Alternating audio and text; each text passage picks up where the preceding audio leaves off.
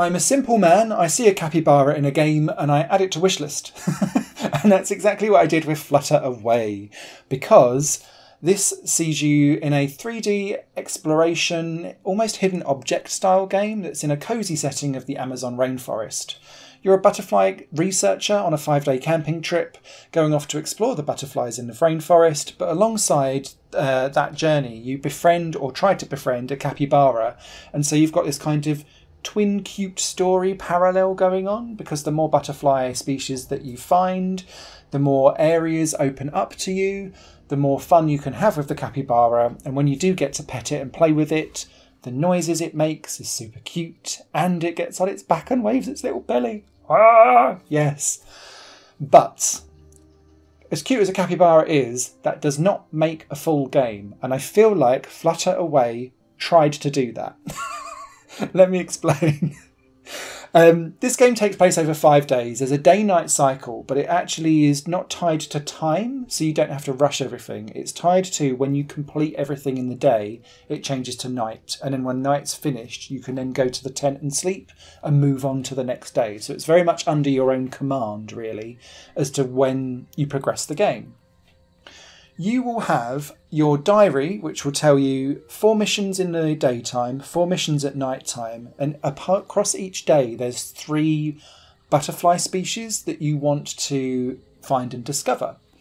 You'll do this by going around the different paths that are in the game with your camera, trying to pick out where new species are, and quite often you'll be guided to this through the notes in your diary, but it will also shine a light from the sky to really hammer home, go here, click here, this is where the next thing is. And it removes all of the difficulty from this game whatsoever.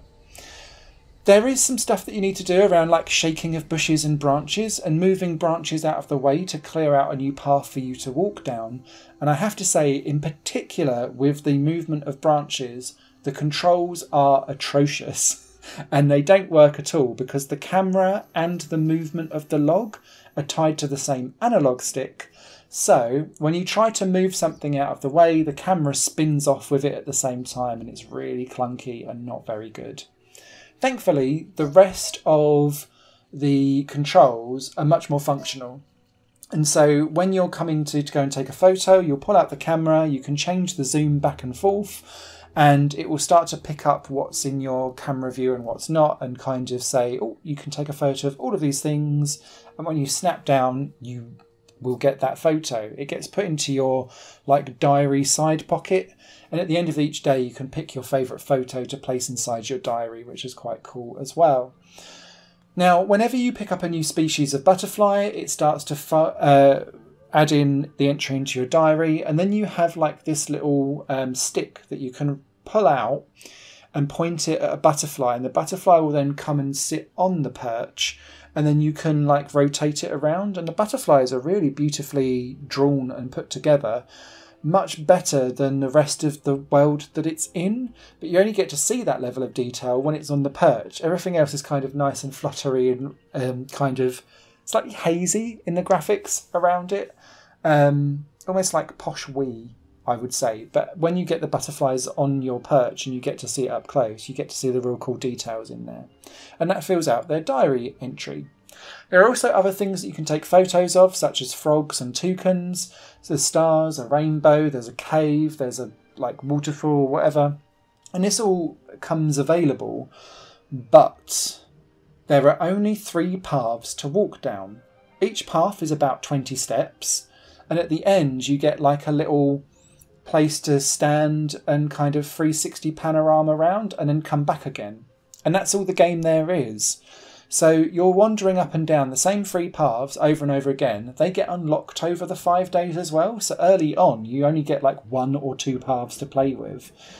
It's really tiny. And so you're just combing over the same thing over and over and over again, thinking, butterfly will appear now, or a frog's going to come out here.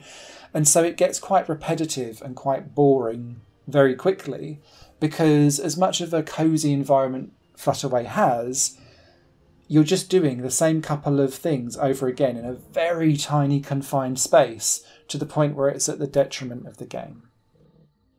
Because the space is so tiny, there's only 15 butterfly species to find, and a couple of other interactions with the capybara, and a few other bits and bobs here and there. The game is over exceptionally quickly.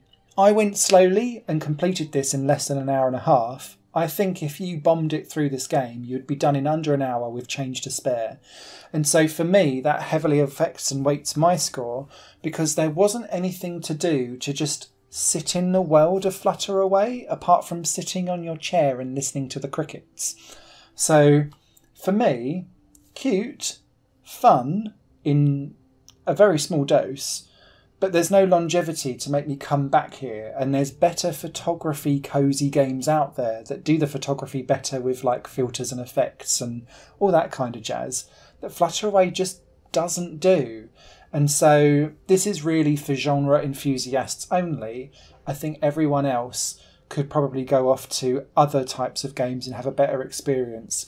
Beasts of Mariavala is probably a really good one to shout out here, because actually it's almost half the price of Flutter Away and does more, and has a similar length as well. So yeah, a bit disappointed with Flutter Away unfortunately, but yeah, I think some of you will still find some enjoyment here.